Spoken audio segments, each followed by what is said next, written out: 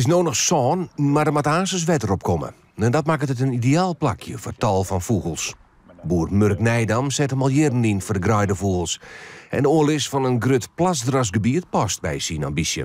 We hebben een oorlog hectare de groenoorgroeven van je totale 6000 kub hebben we verzetten. En dat hebben we Xavier ook groeven dat we straks het boetewetter op het land rennen laten kennen.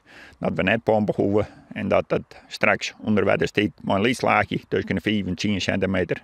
Dat het helemaal voor de graaidevogel onjaar is. Voor de oorlis van het gebied is een bedrag van €240.000 ophellen.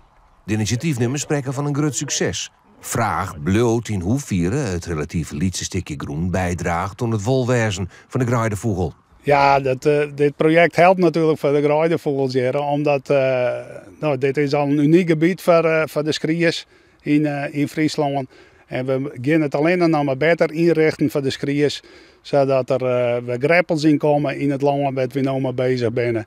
En alles dat het in het teken van de graaidevogels zit en met name voor de schriers. Zo'n nachtje hier en ze was hier en ze komen hier eten. En ze het vertrouwen, hoop ik dat we het hun alle hier goed gunnen. En dat ze hier daarom weer omkomen zullen na je winterskoft.